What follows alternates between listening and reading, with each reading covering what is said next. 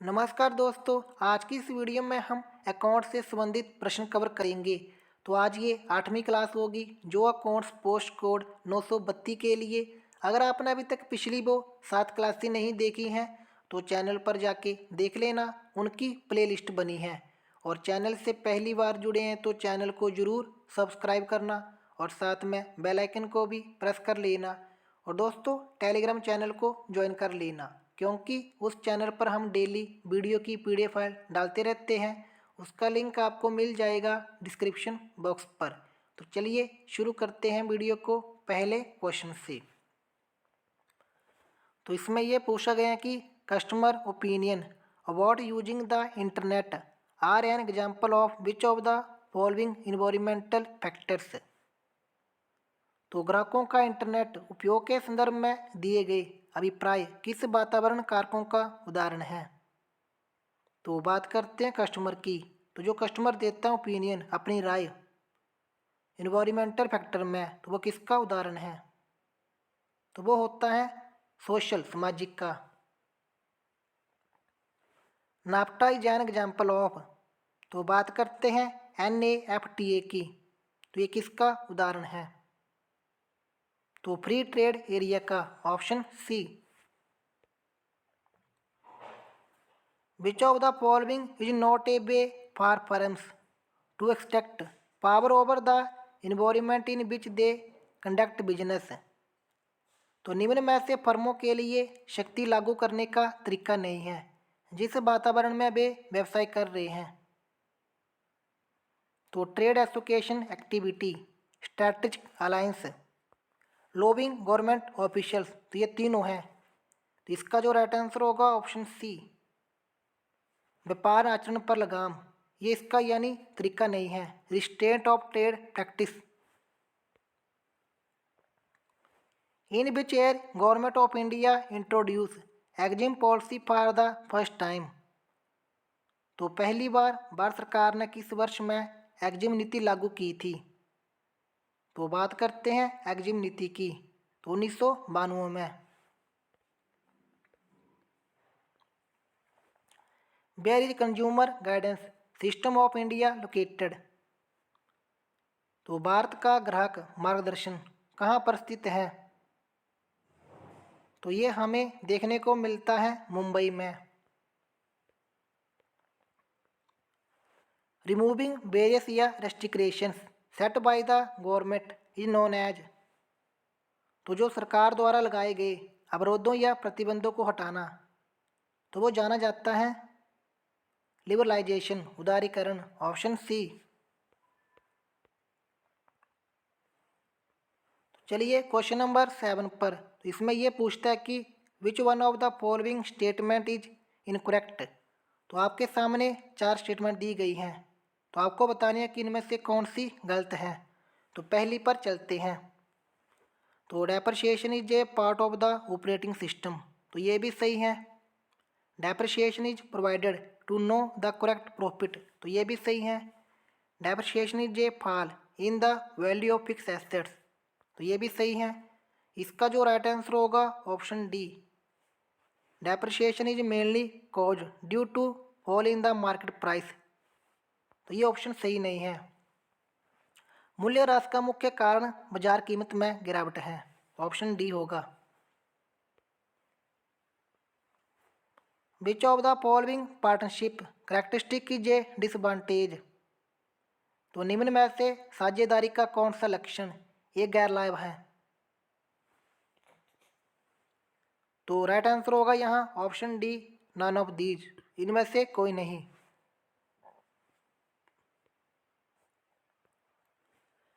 Which of the following factors generally contribute to the value of goodwill of a firm. तो किसी firm की ख्याति के मूल्य में योगदान कौन देता है? तो reputation of the owners, risk involve in the business, quality of goods sold by firm. तो राइट आंसर होगा यहाँ all of these, option D. तो what will be the treatment if assets are taken over by the creditor of the firm at the time of the dissolution. तो विसर्जन के समय पर किसी लेनदार द्वारा फर्म की संपत्तियों को यदि हस्तगत किया जाता है तो उसका उपचार क्या होगा? तो कोई भी एंट्री नहीं की जानी चाहिए। No entry should be passed. तो option C. Question number 11, redeemable preference shares can be redeemed.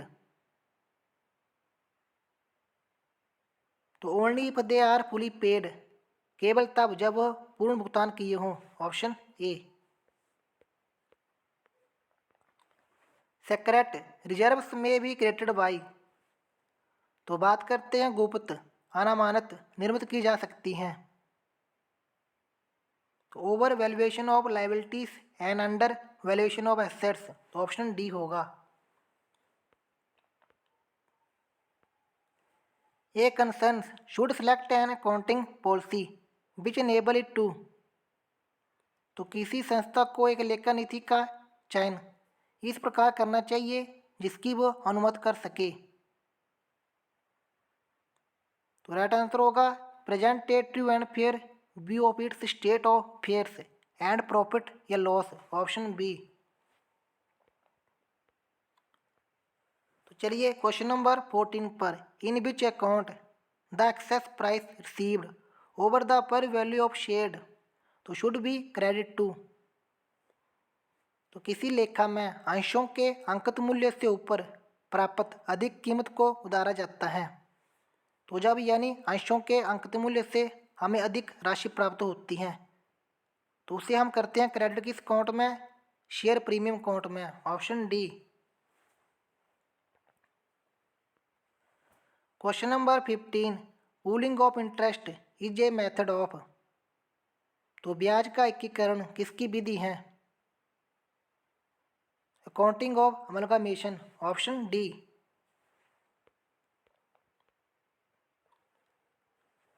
Where all the debentures are redeemed, the balance left in the debenture sinking fund is transferred to। तो जब सभी लाभांशों का विमोचन किया जाता है तो जो लाभांश डूबी निधि यानी सिंकिंग फंड कहाँ पर ट्रांसफर किया जाता है? तो जनरल रिजर्व में। Option C. क्वेश्चन नंबर 17, तो where share are forfeited the share capital account is debit by. तो जब अंशों को जब्त किया जाता है तो शेयर यानी पूंजी खाते को कहाँ पर डेबिट किया जाता है? यानी जो शेयर कैपिटल अकाउंट होते हैं उसे डेबिट किया जाता है। तो राइट आंसर होगा called of capital, called of amount of for future shares, जब्त अंशों की बकाया राशि द्वारा। Option C. A company can buy back equity share out of. तो कोई कंपनी अपने समतांश पुनः खरीद सकती है। तो इट्स सिक्योरिटी प्रीमियम अकाउंट। तो it pursues of preference shares, it's pre reserve. Right answer होगा ऑल ऑफ दीज, सभी। Question number 19, the cost of right shares is. उचित अंशों की लागत तो क्या होती है ये? तो राइट आंसर होगा subtracted from the cost of investment.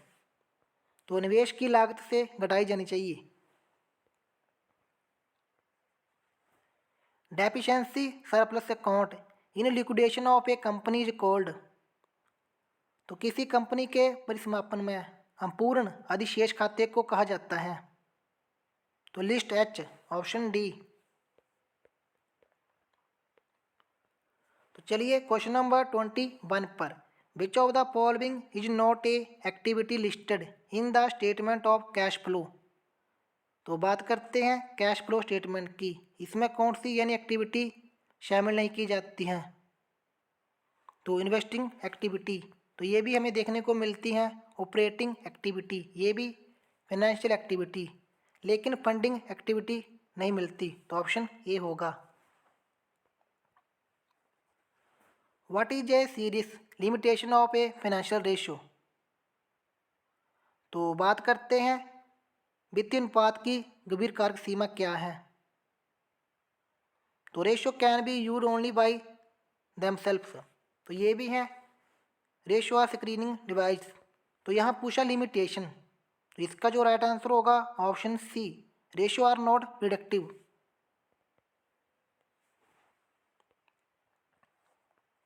Question number 23, current ratio is calculated to, तो चालू अनुपात की गणना की जाती है। तो measure the liquidity of a concern, option A, किसी संस्था की तरलता नापने के लिए।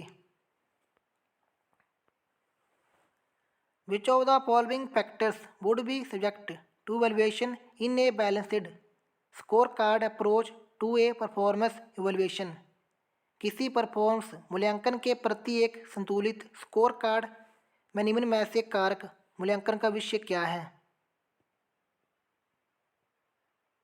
तो यहाँ पर राइट आंसर होगा option D, all of these.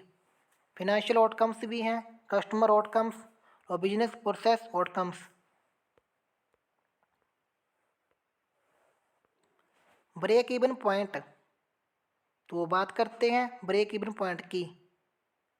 तो जहाँ पर यानी टोटल रेवेन्यू बराबर होता है टोटल कॉस्ट के, तो राइट आंसर होगा option C.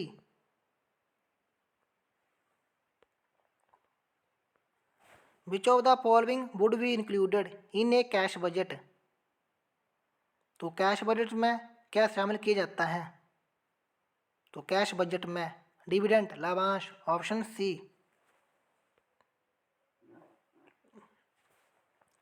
The main purpose of cost accounting is to, तो लागत लेखा का मुख्य उद्देश्य क्या होता है कॉस्ट अकाउंटिंग का। तो राइट आंसर होगा option D,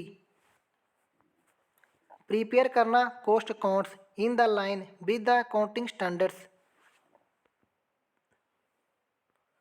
question number 28, in the case of given goods a fall in its price tends to, तो गिवन गुड्स के किस्से में उसकी कीमत में गिरावट के कारण, तो मांग घटती बढ़ती क्या होती है। तो मांग घटती है, ऑप्शन ए। आय की बड़ी मात्रा के समान अनुपात में, तो जब उत्पाद की मांग भी बढ़ती है तो मांग की आय क्या होगी, समान होगी। तो राइट आंसर होगा एक समान, ऑप्शन ए, यूनिटी।